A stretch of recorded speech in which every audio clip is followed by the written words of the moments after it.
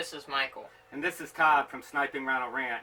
And we're going to tell you about Michael's successful hunt Right now.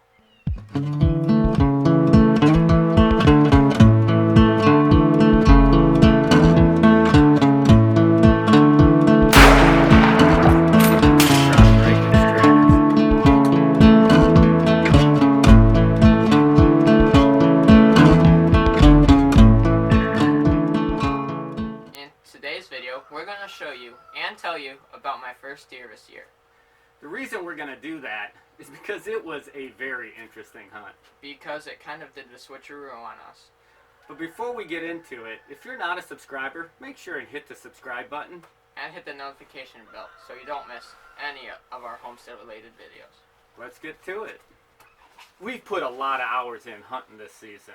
And whether that be sitting in our stands in the back 40 or sitting next to the guest house overlooking our range, we've seen a lot of deer. While we've seen a lot of deer, most of them have been either spikers or does with yearlings, and we hadn't seen anything that we wanted to shoot.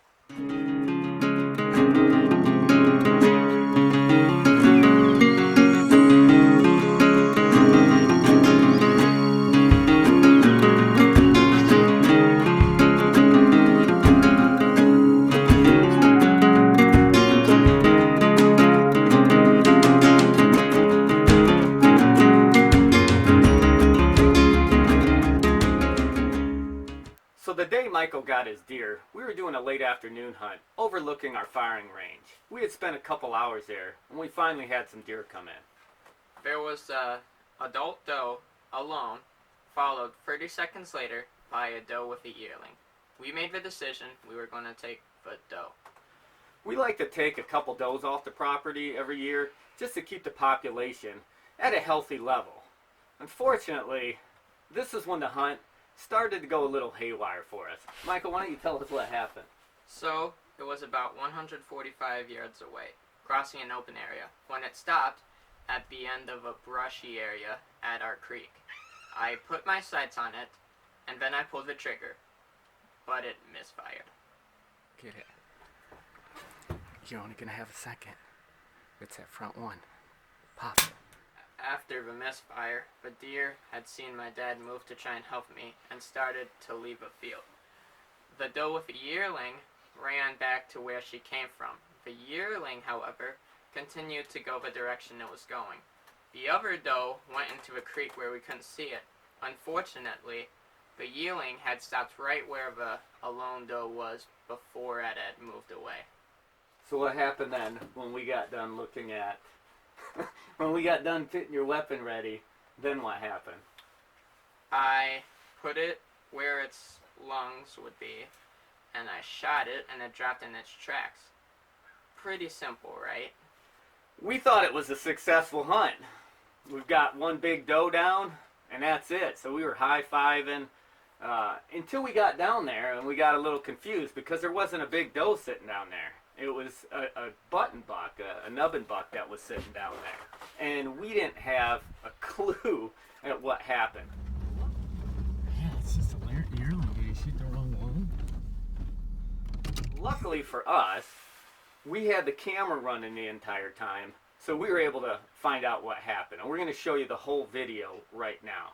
And while you won't be able to see us, you can hear us talking and hear me moving around making a bunch of noise. So you can figure out that we were not paying attention to what was going on. Let's watch the video. Get it. You're only gonna have a second. It's that front one. Pop it. Oh my gosh, hurry up. Work the bolt. Work the bolt.